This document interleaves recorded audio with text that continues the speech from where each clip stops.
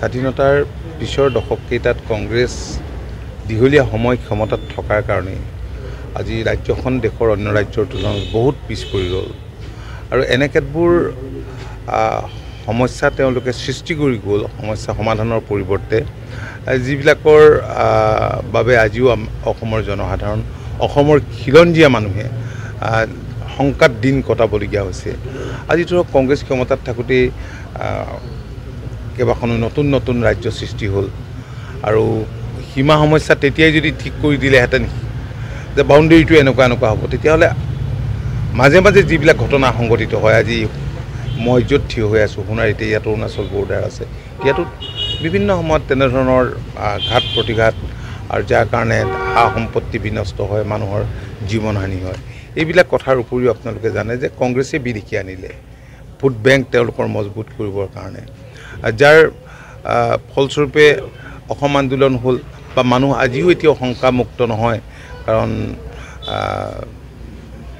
abnormal increase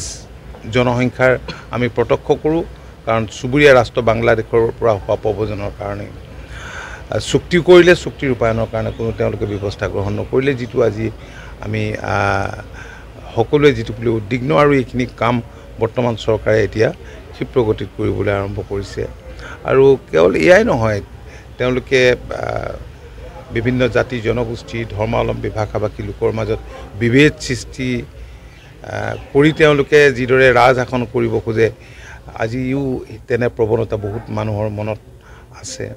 গতিকে কংগ্ৰেছৰ যি অপকৰ্ম আৰু বিশেষকৈ 2001 পৰা 2016লৈকে কংগ্ৰেছ দল ক্ষমতাত থাকোঁতে যিখিনি তেওঁলোকে দুৰ্নীতি ভ্ৰষ্টাচাৰ অপকৰ্ম কৰিলে ইয়াত ৰাজীৱ গান্ধী আহিলেও বা কংগ্ৰেছ নেতৃত্বই হাজাৰবাৰ গংগাত গা ধুলেও তেওঁলোক পবিত্ৰ হ'ব নোৱাৰে আৰু মানুহে এই কথাবোৰ নাপাহৰে কাৰণ বৰ্তমান চৰকাৰখনে কম দিনৰ ভিতৰত হিমন্ত বিশ্ব শৰ্মা ডাঙৰীয়াৰ শাসনকালত যিখিনি উন্নয়নৰ বাবে কৰিছে আজি এডভান্টেজ আছামৰ জৰিয়তে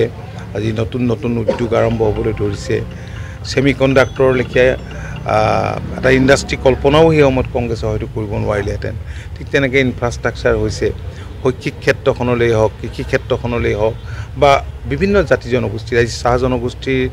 ভোটেৰেই কংগ্ৰেছে বহুদিন ধৰি উজনি অসমত ক্ষমতা দখল কৰাৰ সুযোগ লাভ কৰিছিল কিন্তু সেই জনগোষ্ঠীটোৰ কল্যাণৰ কাৰণে কংগ্ৰেছে কি কৰিল বৰ্তমান সময়ত যিখিনি সা সুবিধা তেওঁলোকে পাইছে